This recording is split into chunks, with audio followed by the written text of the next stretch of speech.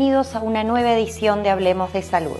Como cada semana, hemos preparado el programa de hoy basados en las consultas y sugerencias realizadas por ustedes a través de nuestro correo electrónico info@hablemosdesalud.com.uy. Nuestro grupo seleccionado de médicos nos informarán sobre la artrosis, sus causas y su tratamiento con Apitox, la obesidad y el sobrepeso, la diabetes y en qué consiste su tratamiento, el primer encuentro y congreso de opción médica, sus disertantes y expositores, genómica médica en la clínica moderna y además la estética en nuestro país y el shock antiarrugas. Comenzamos el programa de hoy con un informe de la doctora Marta Preguenda de Apifarma, quien nos habla sobre la artrosis, sus causas y su tratamiento con Apitox. Veamos el informe.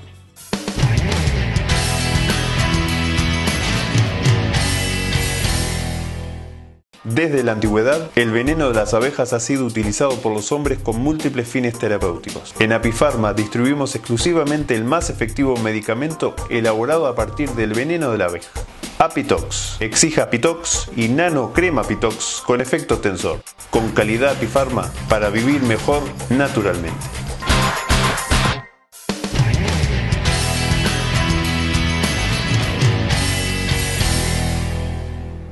Hoy nos encontramos con la doctora Marta Preguenda para hablar de la artrosis. ¿Qué tal, Marta? Bien, muy bien, Lorena. ¿Y tú? Bien, nomás bien. Doctora, ¿qué es la artrosis? La artrosis es una enfermedad de las articulaciones que comienza con el sufrimiento degenerativo y destructivo del cartílago articular, luego siguen las demás estructuras y que clínicamente se traduce por dolor, un intenso dolor y destrucción de las estructuras óseas. Es una enfermedad que lleva a la incapacidad laboral y con el tiempo a una invalidez progresiva de las personas. ¿Cómo se manifiesta la artrosis? Hay un síndrome artrósico, ¿verdad? Que es un síndrome caracterizado por dolor, por ruidos y alteración de la función. El dolor es un dolor curioso, es un dolor del movimiento. La persona con artrosis no sufre ni sentada ni acostada, pero basta con que haga el leve movimiento de querer incorporarse, por ejemplo, una persona que está sentada, ahí aparece el dolor, o incluso caminando también hay dolor. Ruidos, te decía yo, ruidos son los roces de ese cartílago articular que se está destruyendo y naturalmente con todo esto se va perdiendo la función articular, la articulación se vuelve inestable y de esa manera la persona tiene una incapacidad naturalmente para desplazarse, por ejemplo, si fuera una artrosis de rodilla, pero también la artrosis aparece en las manos, aparece en la columna vertebral y también en la cadera. ¿Existen varios tipos de artrosis? Y hablamos de artrosis primarias y artrosis secundarias. Las artrosis primarias son esas artrosis que no tienen una causa aparente, pero si tú miras una radiografía de una persona de 65 años vas a ver que esas vértebras tienen una lesión artrósica y sin embargo clínicamente no se traducen. Y después las artrosis secundarias, que son secundarias a un traumatismo que pueda tener, o por ejemplo una persona, los jugadores de fútbol, eso se ve muchísimo, que se caen, tienen lesiones en las rodillas y después con el tiempo, cuando son mayores, porque se trata de una enfermedad, como dice la gente, de la edad avanzada, de los viejos, no es tan así, pero en estos casos sí se ve cómo desarrollan artrosis, o también secundaria a una lesión previa de una enfermedad como la poliartritis reumatoidea, que muchas veces degenera en una artrosis. ¿Cómo influye la pitoxina en la artrosis? Yo te diría que muy beneficiosamente. La pitoxina es el Apitox nuestro que nosotros utilizamos. Yo te diría que en los primeros estadios de la artrosis, nosotros nos atrevemos a decir que el Apitox no solo alivia, no solo mejora los ruidos en las artrosis, sino que también las llega a curar. es excelente, tanto en comprimidos, que nosotros los indicamos por vía sublingual, siempre con el estómago ocupado, pueden ser dosis monodosis o 2 o 3 comprimidos al día. Bueno, eso según lo ve el técnico médico apiterapista, que nosotros siempre indicamos que el paciente debe verlo. En crema es extraordinario la absorción de la piel, de la apitoxina, a nivel de piel, cómo se va metiendo, diríamos, en las capas profundas de esa articulación y cómo esa articulación alivia, y la nueva presentación que son los parches, que son de una absorción realmente extraordinaria, pero no olvidarse. Se debe de consultar siempre al médico especialista, porque es el que va a indicar mejor y con conocimiento de causa para el beneficio de esa articulación que sufre. Bueno, muchísimas gracias por el informe, doctora. Al contrario, gracias a ti, Lorena, un gusto.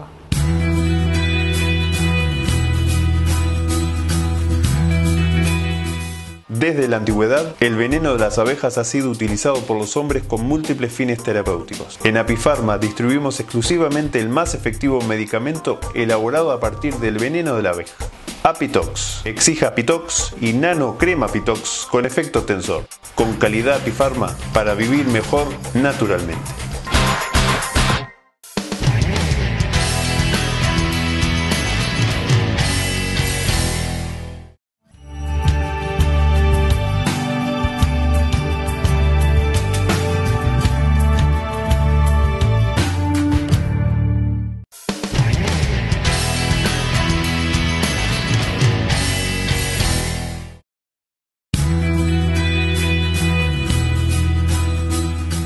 Judith Rodríguez, coach y profesora de fitness, nos cuenta qué debe hacer una persona para mantener una mejor calidad de vida y bajar de peso de una forma permanente.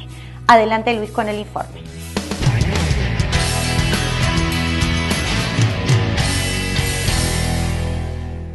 Efectivamente, Ana María, hoy nos visita Judith Rodríguez, coach, para hablar sobre adelgazamiento. Bienvenida, Judith. Muchas gracias. Judith, ¿es posible bajar de peso de forma permanente? Todo es posible desde el punto de vista de un coach. La idea además es que precisamente todo lo que parezca un poquito difícil, hacerlo más sencillo para que se convierta en realidad. Pero por supuesto que es posible bajar de peso definitivamente. El tema es que para poder bajar de peso definitivamente o lograr cualquier cambio en tu cuerpo definitivamente, tenés que involucrar tu cabeza primero. La mente es lo que juega un rol definitivo en todo esto.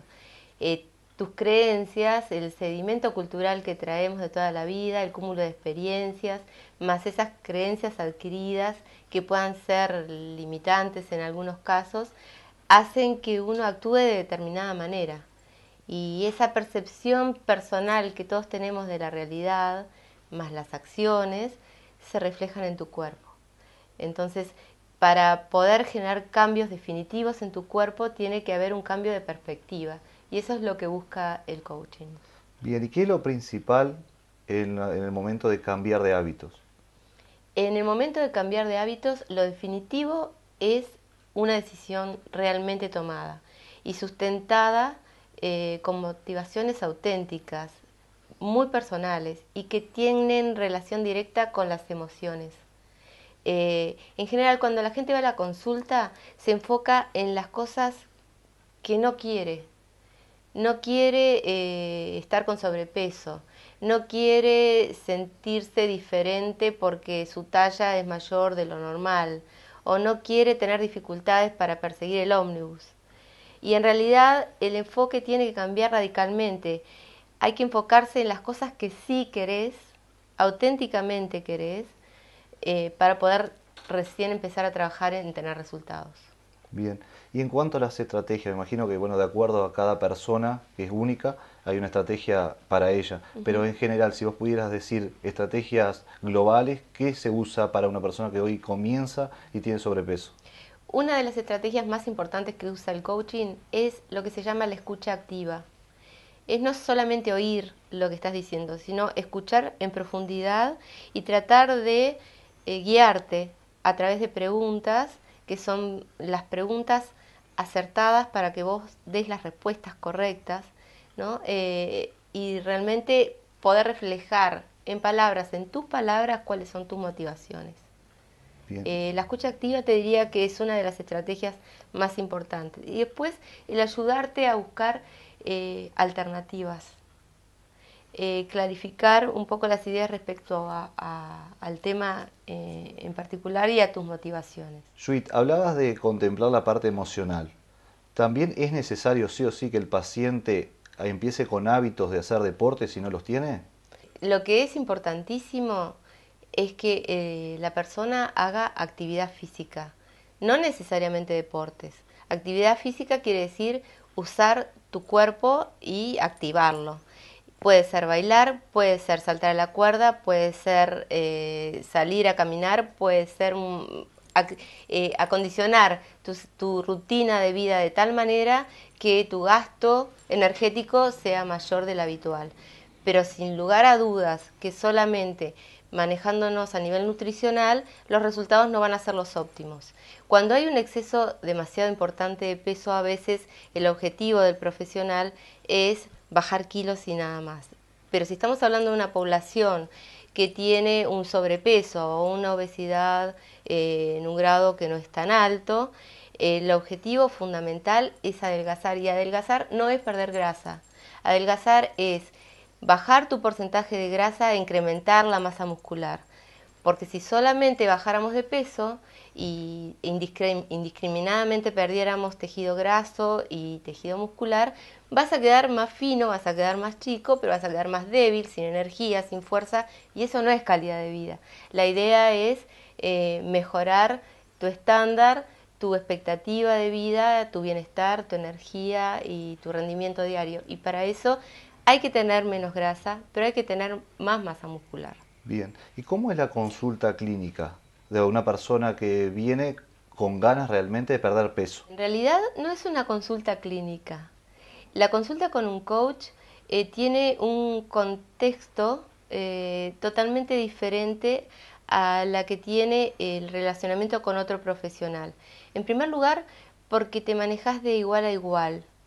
El coach parte de la base que el experto en su propia vida es la persona que está consultando. Solo vos sabés qué es lo mejor para vos desde el punto de vista nutricional, qué es lo que te gusta comer, a qué hora podés, a qué hora no podés, quién te cocina, etcétera. O sea, si yo no me adapto a lo que vos, por más que vengas con una dieta preestablecida que te la dio un nutricionista, si no adapto esa dieta a tu realidad, no la vas a poder mantener en el tiempo. La actividad física lo mismo, hay espacio en tu vida para actividad física. Primero tengo que lograr encontrar las motivaciones como para que empieces a disfrutarla y después estés dispuesto a insertarla dentro de la vida cotidiana. Y la motivación puede venir por un montón de lugares, por los resultados de la actividad física en sí, por lo social de la actividad física o porque, bueno, las tareas cotidianas las conviertas en algo más productivo para vos. Entonces vamos a decir que, claro, dijiste que no hay consultas clínicas, es más bien un apoyo constante a aquel que quiere adelgazar. En realidad, ¿Cómo sos una especie de tutor? Es una especie de tutor, es un acompañamiento, es el enseñarte a desandar caminos para andar nuevos, darte estrategias para que vos mismo diseñes tu propio nuevo estilo de vida. En realidad es ayudarte a pensar y ayudarte a sacar tus propias conclusiones.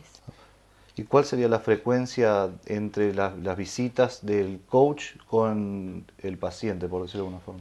Eso es bastante personal, depende de cada caso, pero en general yo trabajo en una primera etapa en un cuerpo a cuerpo bastante intenso, o sea, viéndonos bastante seguido hasta que, bueno, se definen por lo menos los primeros caminos de acción.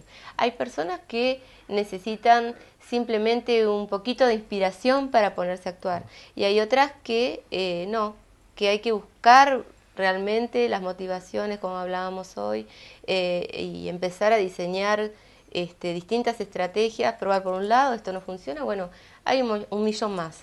Siempre hay una forma y la idea es que logres, acompañado por un coach, mucho más de lo que podrías lograr solo. Bien, entonces sí se puede adelgazar, ¿verdad? Absolutamente. Bien. Y definitivamente también. Judith, la persona que viene a adelgazar porque realmente necesita, porque tiene una alteración sistémica que sí le requiere bajar de peso, ¿cómo se encara a ese paciente? Depende de si esa persona realmente viene obligada o tiene la decisión personal de hacer algo al respecto. Si no tenés una decisión tomada, por más que tu salud lo pida a gritos, nada se puede hacer. Lo que sí voy a intentar como coach es tratar de generarte la motivación, la inspiración, que sientas que sos absolutamente capaz de hacerlo y que realmente hay un montón de beneficios. La pregunta en ese caso que yo haría es, ¿cuál es el precio que estás pagando por mantener este estilo de vida? ¿Estás dispuesto? ¿O estás dispuesto a pagar otro precio para lograr otro tipo de resultados? Es Bien. por ese lado. Bien, muy claro, la verdad. Muchas gracias, Judith. Gracias a vos. Y nosotros continuamos con más Hablemos de Salud.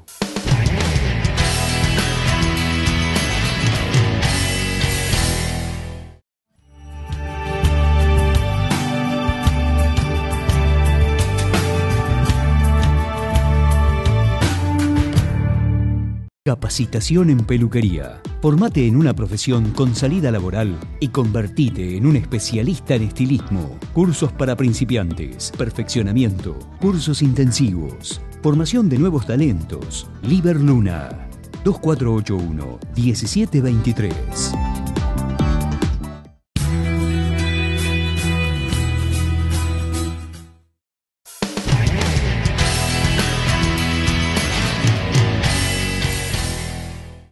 Este espacio es presentado por Qdam. Qdam, crecer en salud.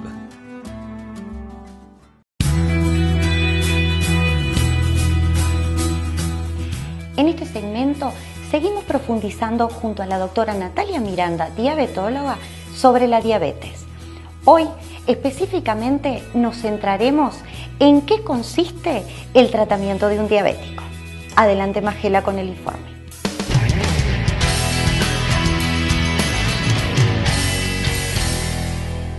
Y en la tarde de hoy, nuevamente con la doctora Miranda, en esta tercera entrega, hablando de un tema no menor, importante para la sociedad mundial, como es la diabetes. Ya se han abordado en otras entregas el tema de lo que corresponde a su diagnóstico, a su prevención, a cuáles son las metas que uno tendría que, o sobre cuáles tendría que trabajar para poder evitar esto, pero fundamentalmente hoy recibimos a la doctora. Bienvenida, doctora, ¿cómo está? Muchas gracias. Un gusto Muy bien, verla. ¿y tú? Muchas gracias por la invitación nuevamente. No, gracias a ustedes, un honor para nosotros tenerla aquí y poder ahondar en un tema que parecería que ya está como muy hablado, diabetes, ¿quién no conoce, quién no sabe, tipo 1, tipo 2? Todo el mundo habla de diabetes, pero en realidad poco se sabe de la diabetes, hay muchos mitos para desmistificar, que lo vamos a hacer con ustedes en el día de hoy, y me parece que es bueno empezar a hablar de algo importante, como no es por eso decimos que la alimentación y el ejercicio físico no es importante, pero será abordado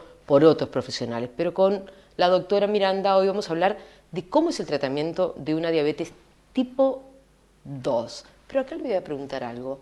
Diabetes tipo 1, la diabetes, ¿cuántos tipos tenemos de diabetes? Como abordamos en los programas anteriores, hay varios tipos de diabetes. La más común y por eso de la que se habla sin decir el tipo casi siempre es la 2, porque es el 85 a 95% de las personas que tienen diabetes corresponden a diabéticos tipo 2. Pero sin duda la diabetes tipo 1 es muy conocida por todos. Es la diabetes que debuta desde el inicio con una carencia absoluta de insulina y requiere insulina para sobrevivir desde el inicio, y es la más llamativa al momento del diagnóstico, como también hablábamos. Y por supuesto también existe un capítulo aparte, que es la diabetes gestacional y otros tipos de diabetes bastante menos comunes que tienen que ver con enfermedades genéticas o tumorales o quirúrgicas del páncreas. Pero básicamente sí, nos vamos a referir a la diabetes tipo 2 y su manejo terapéutico. Nosotros en los programas pasados habíamos hecho mucho énfasis en decir al diagnóstico de una diabetes, de inmediato tenemos que decir cuáles son las metas de control para este paciente.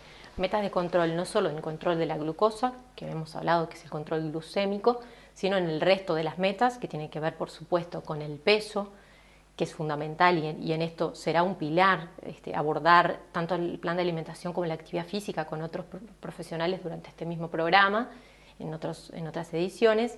Y para eso también, para controlar las cifras de colesterol y de presión arterial, también la actividad física y el plan de alimentación serán cruciales.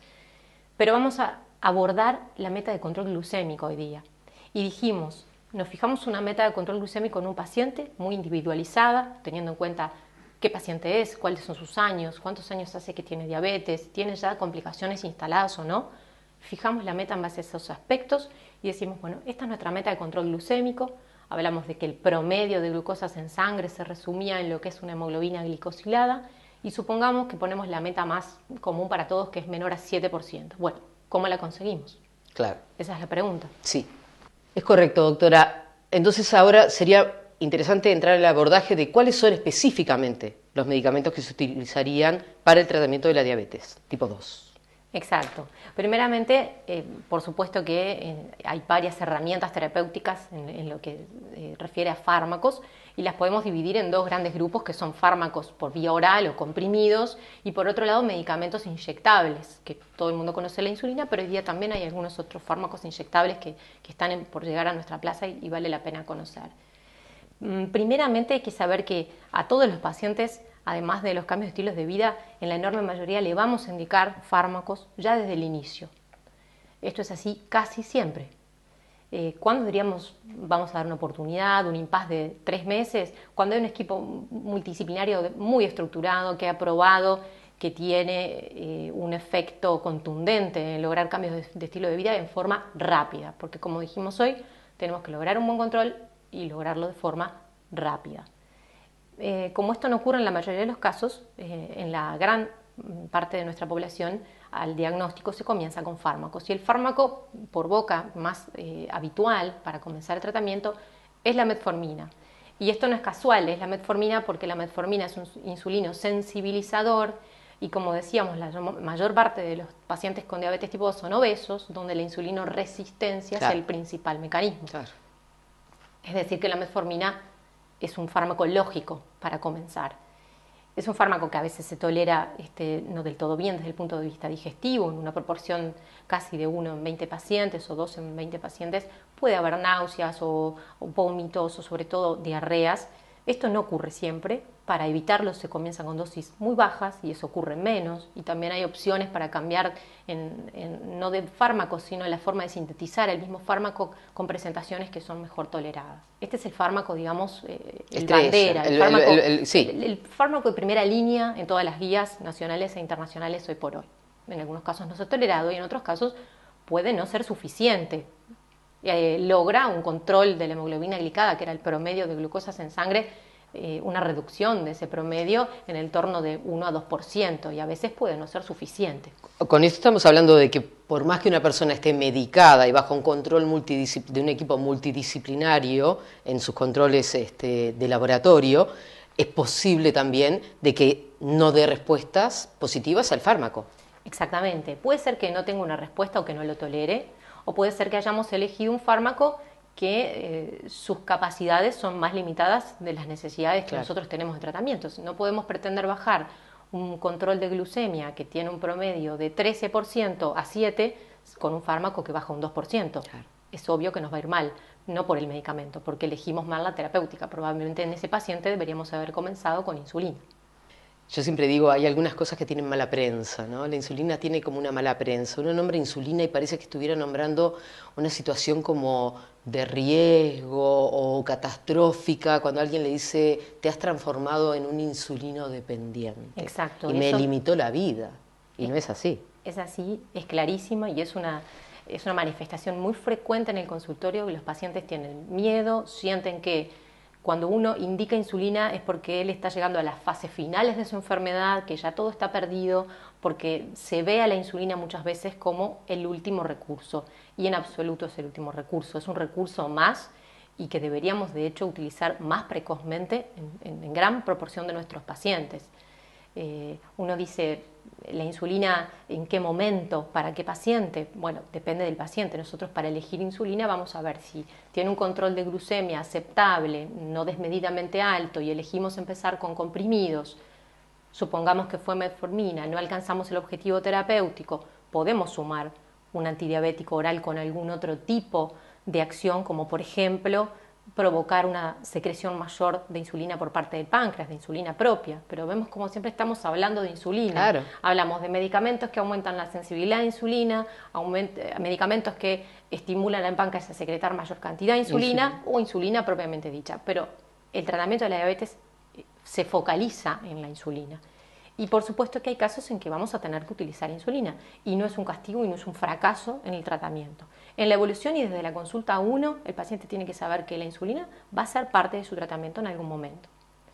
Es así. Y de hecho tampoco quiere decir que sea un estigma de que toda su vida tenga que usar insulina. ¿Han habido casos, doctora, en donde puede aparecer un paciente insulino dependiente en primera instancia y que después pueda dejar la insulina?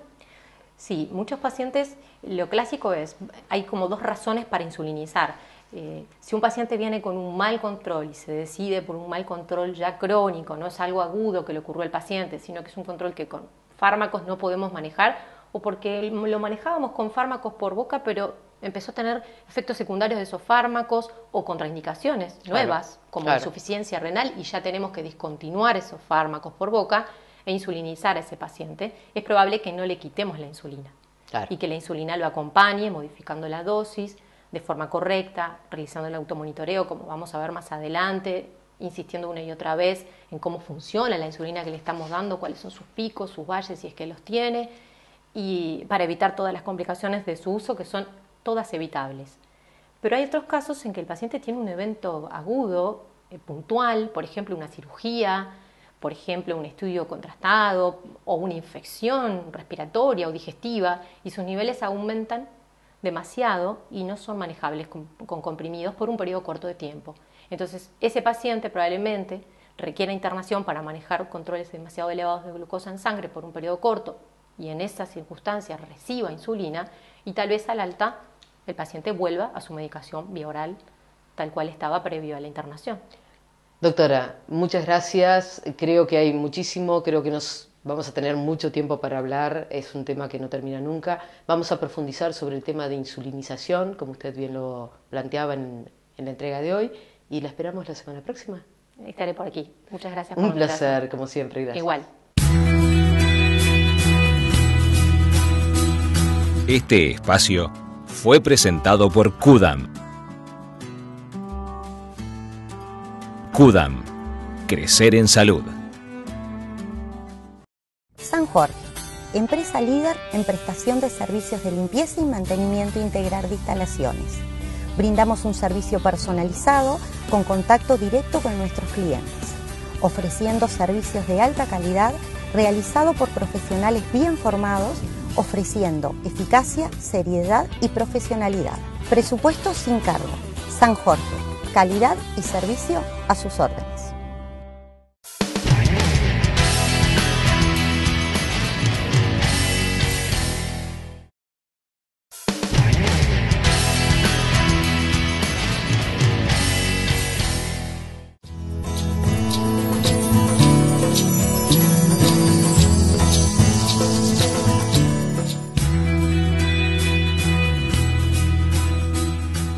Karina Bertis, directora de Opción Médica, nos cuenta cómo fue el evento multidisciplinario realizado días pasados en nuestra capital. Allí disertaron casi 100 médicos en 3 áreas simultáneas. Veamos el informe.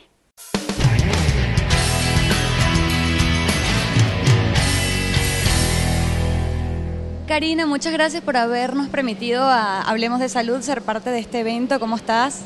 Hola, buenas tardes para todos, ¿no? Los agradecidos somos nosotros de que hayan estado ustedes aquí trabajando.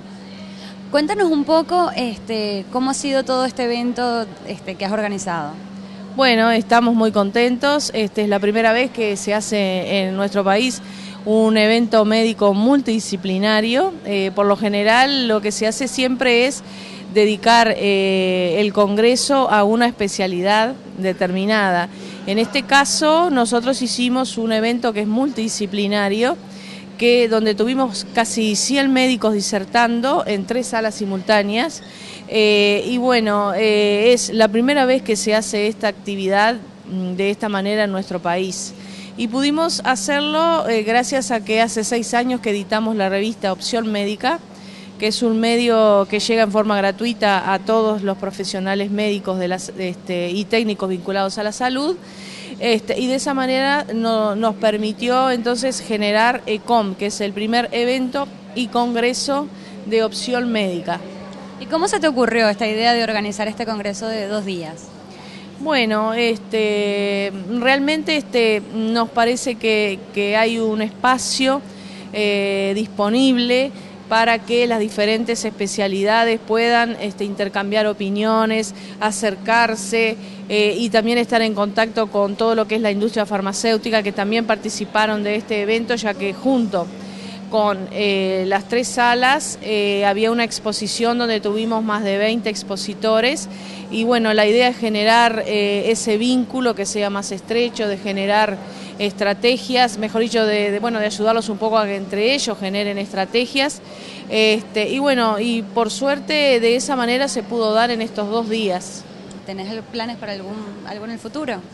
Bueno, la idea que tenemos ahora es ECOM, este primer congreso que se realizó ahora el 3 y el 4 de abril, el mismo formato, realizarlo una vez al año, o sea que para abril de 2015 estaríamos realizando ECOM 2015, donde obviamente siempre vamos a tratar de ir mejorando en la convocatoria, en la cantidad de stands que estén participando y en la información en general.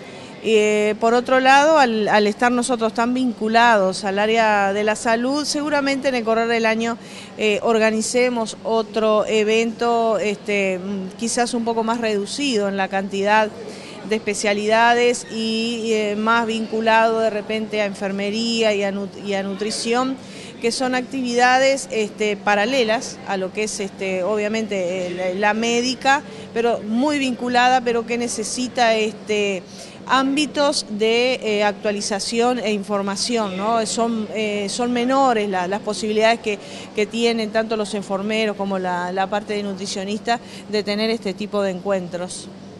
Bueno, te felicito por el congreso y muchísimas gracias por habernos dejado participar, te repito, y por habernos dado esta entrevista.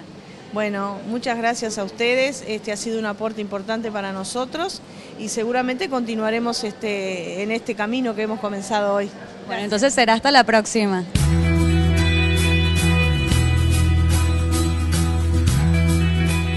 En el marco del evento multidisciplinario organizado por Opción Médica, Elba Cárdenas, química farmacéutica del laboratorio Apiter, nos habla sobre el propóleo, sus propiedades y su aplicación. Veamos el informe.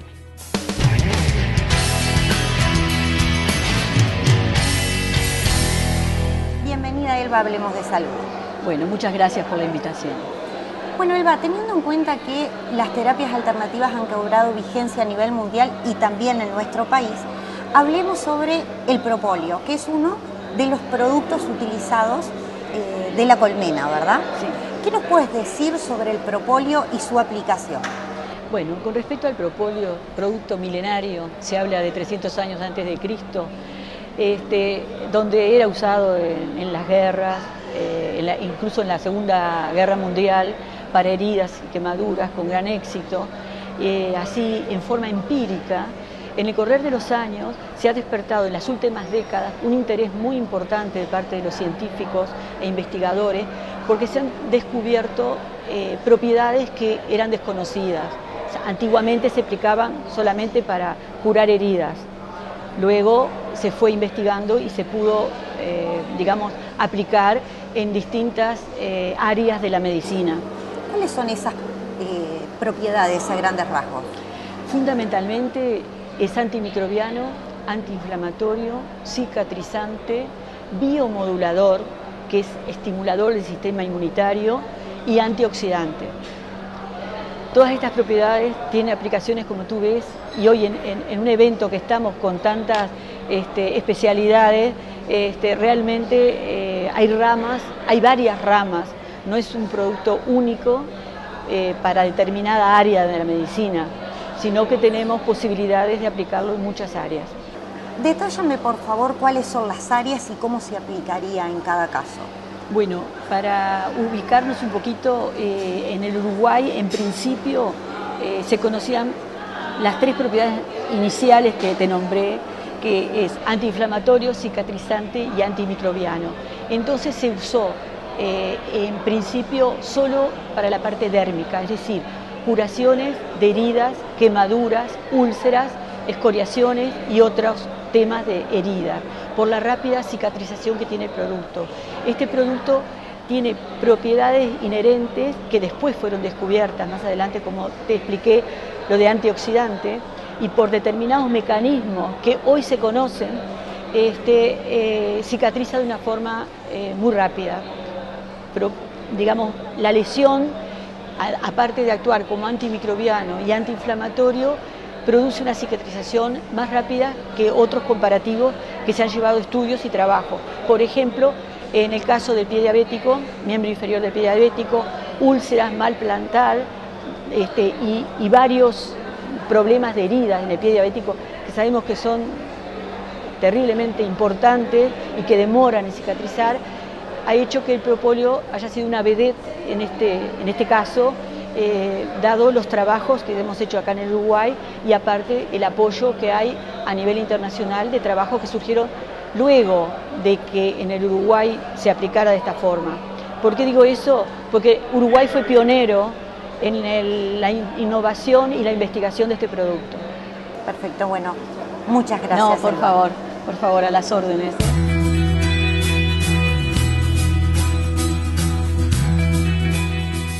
Siguiendo con la dinámica de este evento multidisciplinario realizado por primera vez en nuestro país, hablamos con el doctor Mario Stoll sobre el genoma humano y la nueva disciplina denominada genómica médica aplicada a la genética de las enfermedades.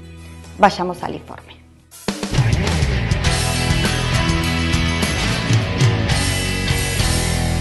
Un placer y un honor tenerlos aquí en el programa de Hablemos de Salud. Hoy estuvo presidiendo una mesa en esta exposición disertando sobre genómica médica, ¿verdad? Sí, incluimos el tema de genómica médica, yo creo que por primera vez en uno de estos congresos, porque el nombre de la mesa era Genómica médica en la práctica clínica, en la clínica moderna.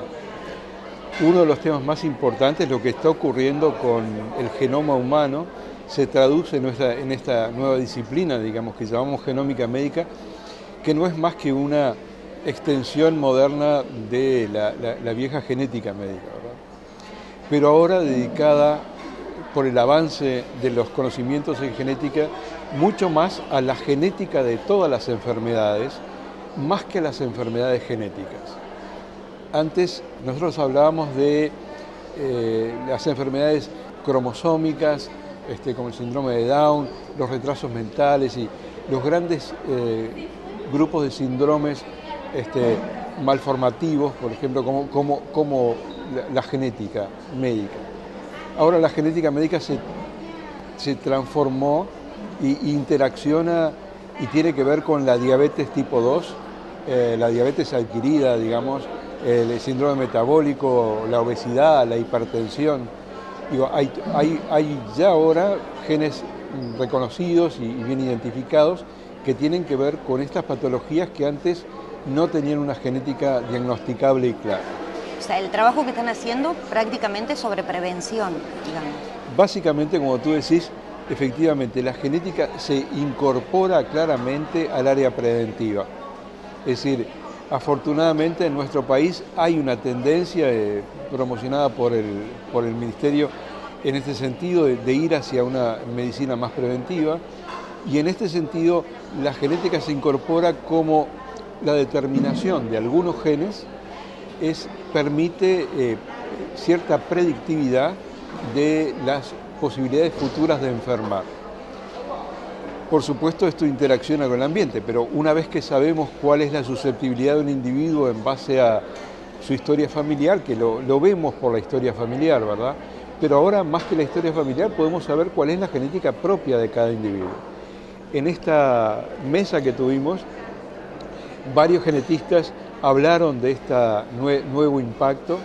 Rosario Gueizamburu comenzó hablando de las enfermedades raras y el encare a nivel nacional, que es muy bueno en este momento con una ley que promociona la identificación rápida, el diagnóstico rápido de enfermedades raras es muy importante. Después el doctor Marqués de Geniageo habló de las nuevas plataformas de diagnóstico rápido, de secuenciación rápida, que nos permiten obtener secuencias muy rápidas y cómo ellos las aplicaron ahora al diagnóstico para BRCA1 y BRCA2, BRCA1 y BRCA2, los genes que tienen, los oncogenes que tienen que ver con el cáncer de mama.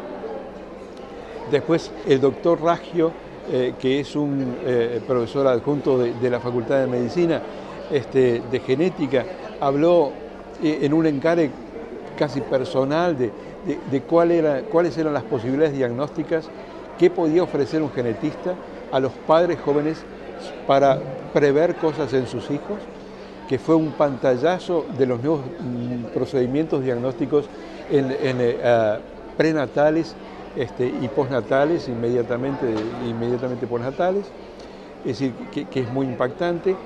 También el doctor Nicolás de Loca, que es un asistente del Departamento de Genética y es un colaborador nuestro en la Comisión para la Salud Cardiovascular, se refirió a un tema muy importante que son nuevos medicamentos que se hicieron en base a pequeños fragmentos de ARN, se llaman microARNs, y que son capaces de regular a muchos genes.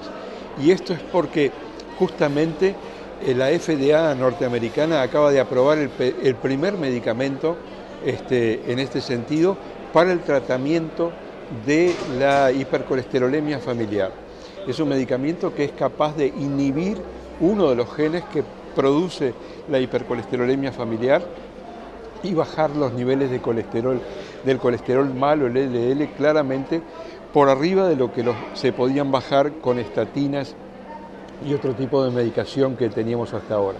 Que se plantea una nueva generación de medicamentos hecho en base a regulación de genes que son muy impactantes y que involucran no solo lo cardiovascular, sino también tumores y otras patologías neurológicas y muchas otras. Doctor, usted también está difundiendo, trabajando en lo que es la difusión sobre medicina cardiovascular, como estaba diciendo ahora. Desde ya lo quiero invitar, para nuestro programa, y me gustaría que antes de hacer la nota con usted, que pueda desarrollar el tema, nos pueda adelantar sobre qué es lo que está trabajando. En el Congreso hablamos de un tema específico que es el uso de nuevos marcadores de riesgo para la prevención de la enfermedad cardiovascular y que son marcadores de riesgo genético. Es decir, como te decía, variantes genéticas de algunos genes que nos permiten ahora vislumbrar cuál puede ser el camino de la enfermedad del paciente o qué enfermedades tenemos que evitar para que el paciente no desarrolle grandes problemas. Es decir, es un marcador de la patología que va a venir. Comentamos uno de los trabajos que publicamos recientemente en la Revista Uruguaya de Medicina, que tiene que ver con un marcador que se llama ApoE, es la variante E4 asociada al diagnóstico temprano de la diabetes tipo 2 y de algunas de las patologías generadas por la diabetes como el infarto de miocardio y la enfermedad coronaria. Temas totalmente prevalentes aquí en nuestro país y en nuestra población, ¿no? Sí. Bueno, muchas gracias, doctor, por el informe y lo esperamos en el programa como para que nos desarrolle todos estos temas. Muchas gracias. A las órdenes.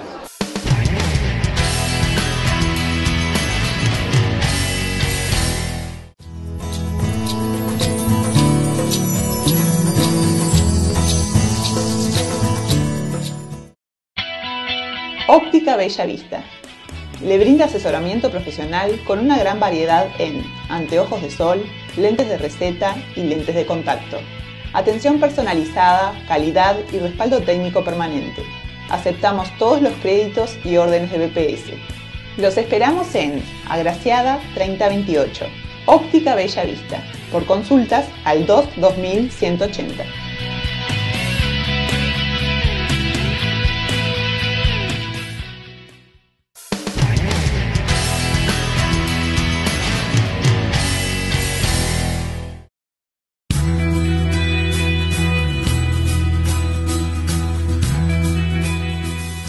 Hoy tenemos el honor de recibir en estudios al doctor Eduardo Sibila, dermatólogo, médico esteticista y además vicepresidente de la Sociedad Uruguaya de Medicina Estética.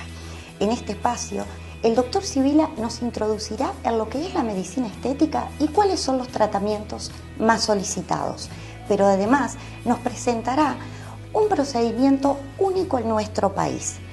Este procedimiento se realiza sin cortes, sin anestesia y en una única sesión. Es el llamado shock antiarrugas.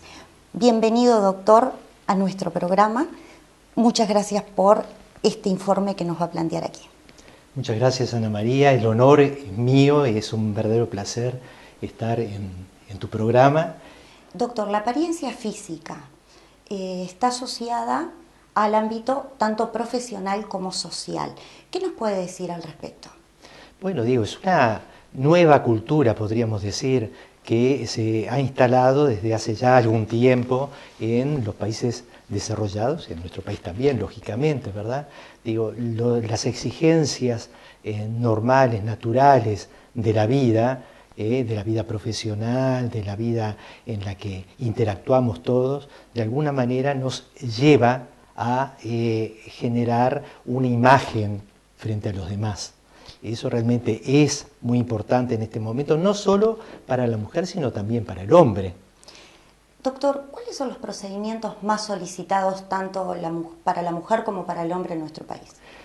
Digo, en cuanto a la mujer, porque es distinto, ¿verdad? En cuanto a la mujer, todo lo que es rejuvenecimiento facial y remodelación corporal es lo más importante. Dentro de la remodelación corporal están todos los tratamientos, sobre todo de obesidad localizada, los tratamientos para celulitis, estrías, varices incluso, que muchas veces, si bien es un problema de salud, en realidad se toma como un problema estético, más que nada. Digo, todo eso son prácticamente consultas que es decir, los médicos esteticistas tienen a diario.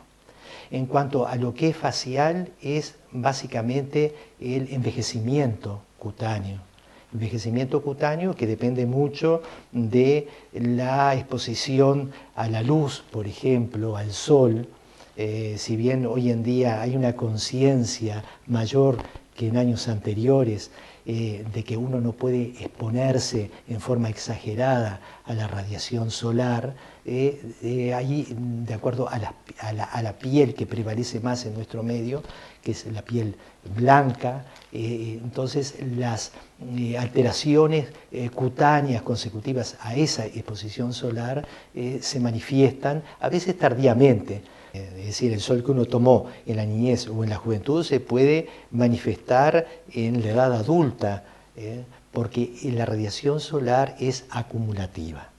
Entonces ese es un concepto que hay que tener en cuenta y ahí aparecen manifestaciones, a veces son banales, pero digo, las arrugas por fotodaño, las pigmentaciones también por fotodaño, a veces las queratosis, llamadas queratosis actínicas, que son algunas rugosidades que pueden aparecer en la piel y que son benignas en sí, pero pueden ser el antecedente de una enfermedad maligna de la piel. Entonces, todo eso puede ser consecuencia de una exposición solar prolongada. Pero por otro lado está el envejecimiento cutáneo, el envejecimiento propio de la edad. Entonces, esas cosas se intrincan muchas veces y son motivo de consulta. Hablando sobre el tema, el shock antiarrugas, ¿Nos puede detallar cómo es este procedimiento? Bueno, es un peeling, es decir, un recambio de la piel, un triple peeling progresivo, profundo. ¿Qué significa eso? Triple porque afecta, digo, en primera instancia las capas más superficiales de la piel, la capa córnea, por ejemplo, y la epidermis, la parte más superficial de la epidermis. Después hay una segunda etapa que se hace en la misma sesión, que es un peeling medio que llega a la dermis, ¿verdad? A la dermis superficial. Y una tercera etapa que es el peeling profundo, propiamente dicho, que llega a la dermis profunda, a la dermis reticular, a las capas más profundas de la piel. ¿Por qué se hace en forma progresiva? Porque de esa manera se genera en las primeras instancias una coagulación de las proteínas, una alteración de las proteínas superficiales de la piel que enlentece la penetración del agente de peeling profundo, que es el que en algún momento puede tener alguna complicación en el sentido de que pueda haber alguna intolerancia para el paciente. De esta manera se han evitado todo ese tipo de problemáticas que en algún momento fueron descritas. Doctor, ¿es aplicable a todo tipo de piel? No. Es aplicable básicamente a las pieles blancas, y cuanto más alterada está la piel, cuanto más arrugas, cuanto más manchas, cuanto más queratosis actínica pueda tener, cuanto más alteración cutánea hay, mejor es el resultado final. ¿Cuánto tiempo le lleva con un paciente realizar este procedimiento? Aproximadamente 2 horas y media, 3 horas. Se trata milímetro por milímetro de la piel de la cara hasta la parte alta del cuello. De esa manera uno aplica las 3 capas de los productos que se utilizan para eso y al final termina con una máscara de seda autoadhesiva, que es la que va a permitir en el transcurso de las siguientes 24 horas la penetración de esos productos y el efecto que uno está buscando. Al cabo de las 24 horas, en algún caso 48 horas, uno retira esa máscara y ya se empieza a aplicar por los siguientes días un ungüento reparador. El resultado ese, uno lo ve después, el resultado que uno pretende encontrar, uno lo ve al cabo de los 11 días. A los 11 días la persona puede salir de su casa perfectamente bien, maquillarse si lo necesita y continuar con sus actividades. Pero durante esos primeros 10 a 11 días tiene que estar en su casa. O sea, que el paciente, luego del procedimiento realizado por usted, se va a su casa con esa máscara.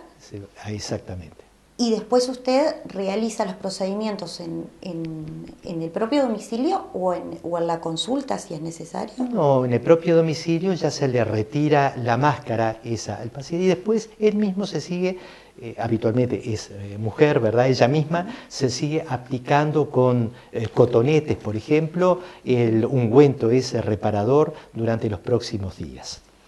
¿El shock antiarrugas tiene contraindicaciones? Ah, sí. Como cualquier procedimiento, ¿verdad? Médico estético, incluso médico, hay que evaluar muy bien la situación del paciente. Hay pacientes, por ejemplo, que son diabéticos o están con una diabetes descompensada o tienen un proceso infeccioso de la piel o general de todo el organismo. En fin, todas esas cosas hay que tenerlas en consideración, tratarlas, y el paciente, como no son tratamientos de urgencia, ninguno de estos, requieren lógicamente el tratamiento de la enfermedad que puede existir en ese momento y después evaluar la posibilidad de hacer el peeling del que estamos hablando. ¿Hay una edad límite o inicial para realizar este peeling? En realidad no, pero como decíamos, cuanto más alterada está la piel, más se van a ver los resultados. Entonces, evidentemente, a los 20 años es muy difícil encontrar una piel con alteraciones tales que ameriten realizar este tipo de procedimiento. En cambio, en la edad adulta, en la tercera edad también, por ejemplo, después de los 40 y tantos, 50 años, 60 años, y incluso he tenido pacientes de hasta 90 años de edad, ¿verdad?, que han pedido este tratamiento y realmente han quedado sumamente conformes porque, en definitiva, había tal grado de lesiones a nivel de la piel que los resultados fueron espectaculares, ¿verdad? Y el rejuvenecimiento sumamente marcado. Bueno, muchísimas gracias, doctor, por este informe y lo esperamos la semana próxima para seguir con el tema terapia celular. Muchas gracias, muy amable.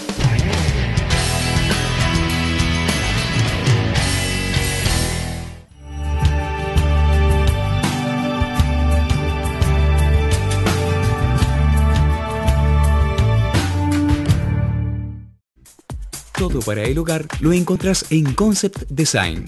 La mejor calidad del mercado, los trabajos personalizados, los diseños originales y exclusivos y nuestra fábrica son nuestra principal característica.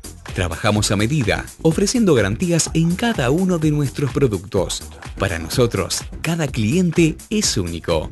Vení a conocernos.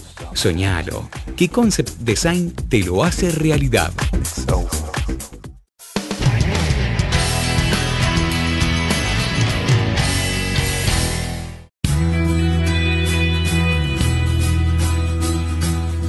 Y así hemos llegado al final de nuestro programa.